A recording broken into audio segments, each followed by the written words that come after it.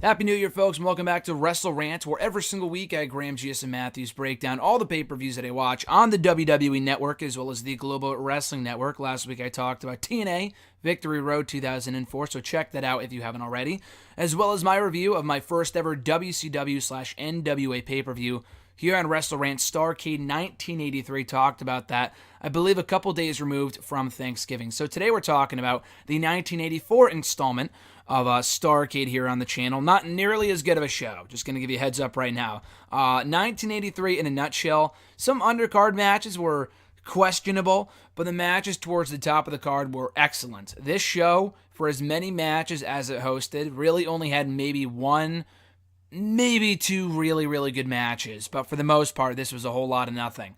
So opening the event, we had Denny Brown taking on Mike Davis, the then NWA World Junior Heavyweight Champion, for the title.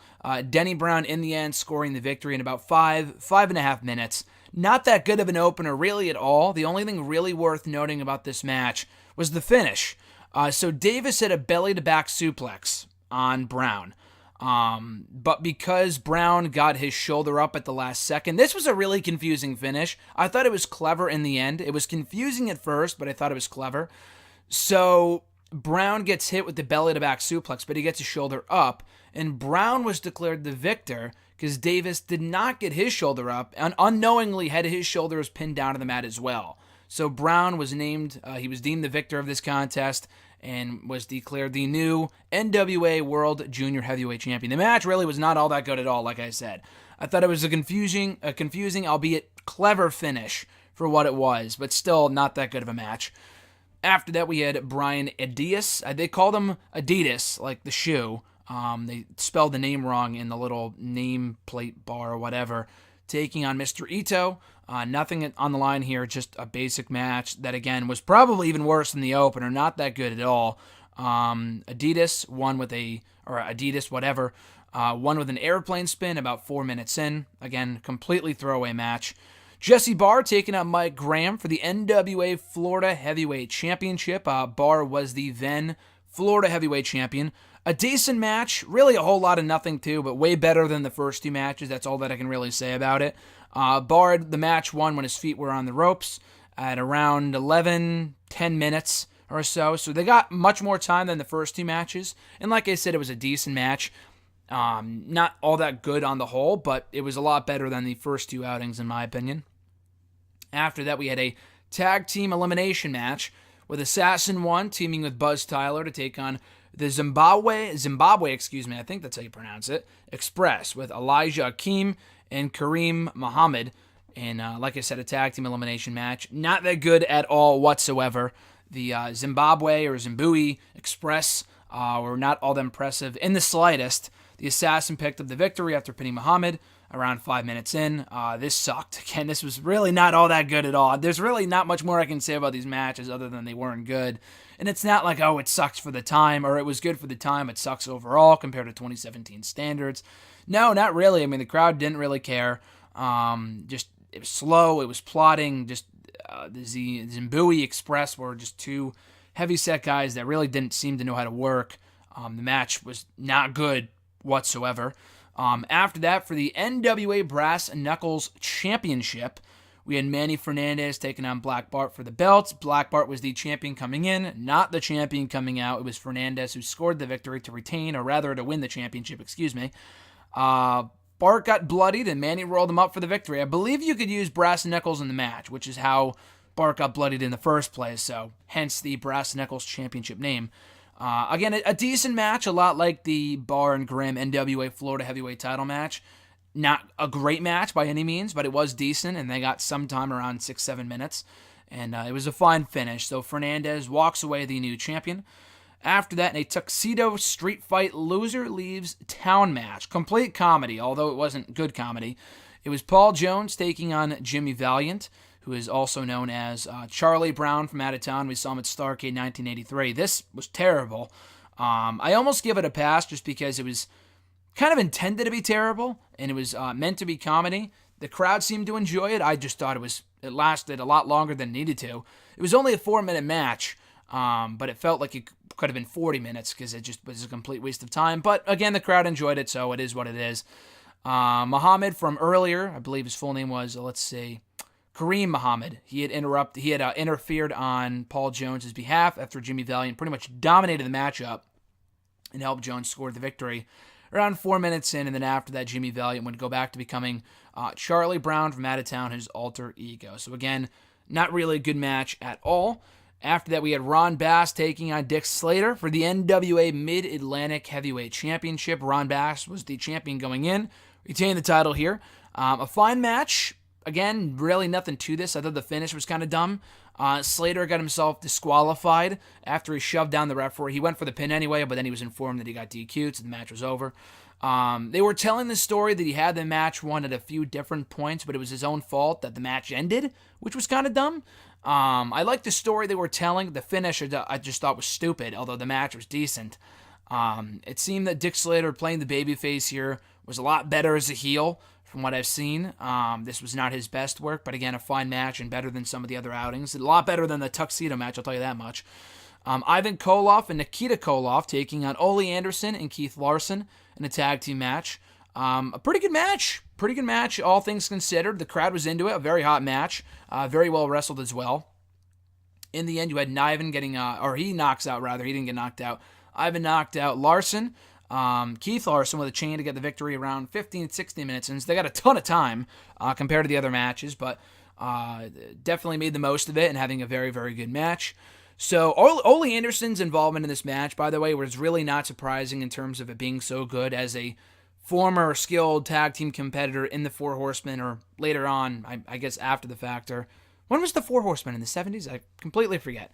But he was a skilled tag team guy, so the fact that he thrived here was no real surprise at all. The story here I thought was really good. So afterwards, after the Russians win and they're attacking the babyfaces, Don Kernoodle, his name was, attacks both the Koloffs and with his crutch because he was attacked earlier on. He was eliminated by the Russians. He was taken out by the heels earlier on in the year, which is why his brother Keith Larson replaced him in this matchup. So I like the story they told here. The heels still got the victory. But Kernoodle got some measure of revenge by attacking them afterwards with his crutch.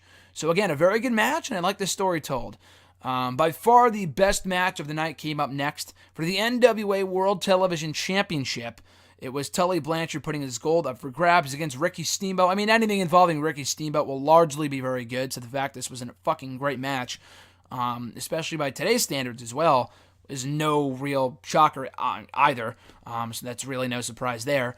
So again, a very, very good match. In the end, Blanchard just blasted Steamboat with some foreign object that was not identified. He pulled it out of his tights after Steamboat went for a sunset flip, hit him with the foreign object right in the face, so he pulled on the tights. He got the foreign object out of his tights, and then rolled up Steamboat for the victory around 13, 12 minutes in. So these two had very, very good chemistry. Not a perfect matchup. They were telling a story with the ribs. I think of Steamboat throughout the match. Maybe it was Blanchard, but I'm pretty sure it was Blanchard attacking the ribs of Steamboat. But despite that, it was still a great match, and again, far better than most things on this show. Blanchard walking away still the NWA World Television Champion. After that, which was really not really all that good of a match at all, Wahoo McDaniel defending the NWA United States Championship, Heavyweight Championship, against Superstar Billy Graham, obviously a familiar name. This was terrible. This was only 4 minutes, a very awkward match, nothing special about it at all. And then in the end, McDaniel just went over with a random chop. I know that might have been his finisher, but it looked terrible. Graham did not sell it well at all. So the finish completely came out of nowhere, and the match itself sucked. So this was not good at all. Definitely not a good second main event or match before main event. And then we get to said main event, Ric Flair and Dusty Rhodes, and $1 million challenge where the winner would not only win $1 million, but also get the NWA World Heavyweight Championship that Ric Flair had going into the match. With Smokin' Joe Frazier, Matt Hardy's disciple, I guess, nowadays, serving as the special guest referee. Really disappointing, to be honest with you. I mean, obviously, Ric Flair and Harley Race had this amazing steel cage match the year before, and I was expecting maybe something not as good, but something close to being that good, on that level. I mean, I'm thinking the undercard was terrible for the most part, that these two are going to go in, have a great main event, and save the show. They really didn't. They didn't get that much. I mean, they got around 12 minutes, but other matches went longer than the main event, and I thought the finish was dumb. I mean, obviously they would have better matches down the road, but for a Starrcade main event, this was very disappointing. So in the end, Dusty Rhodes gets slammed into the ring post. That gets him busted open. Ric Flair takes advantage of that, punches him in the face to really open up the wound even more. And then Frazier, serving as the special guest referee, calls for the bell to preserve Rhodes' safety, his health, whatever. So the match got stopped, and Flair retained the NWA World Heavyweight Championship. So the match itself was really nothing special at all. Nothing really seemed to happen, and the finish kind of came out of nowhere. So the match was very disappointing. Not the worst thing on the show, but for a main event level match involving Ric Flair and Dusty Rhodes, really was not that good of a match in the slightest. So overall, this show was pretty bad, to be honest with you. Obviously, Tully, Blanchard, and Steamboat was an excellent match. Everything else was was either good, decent, or just terrible. The one match to recommend, I would recommend watching from the show would obviously be Blanchard and Steamboat for the NWA World Television Championship, but also the tag team match with the Koloffs and Ole Anderson and Keith Larson was pretty good, as well as, what was the other match? Not the tuxedo match, that's for sure. There was one other decent match. Yeah, no, Jesse Bart and Mike Graham was decent. The Fernandez and Bart match was also decent, not really worth watching. So yeah, again, maybe that tag team match with the Koloffs and Anderson and Larson. Definitely Blanchard and Steamboat. The main event, though, was very disappointing. The other undercard matches were not good. So I would not recommend watching the show, like I said earlier, or said about a month ago, whatever. Starrcade 1983 is well worth the time. It's an excellent show, a lot of great matches, an epic main event.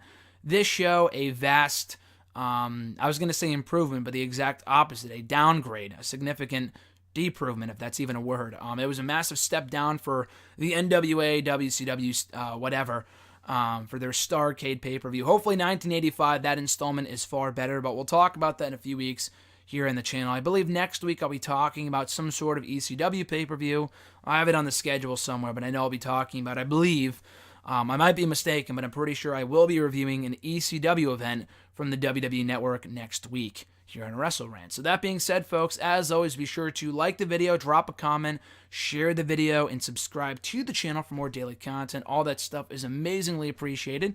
And have a very awesome, happy New Year. So that being said, folks, I'm Graham Giuseppe Matthews, and I'll catch your ass down the road.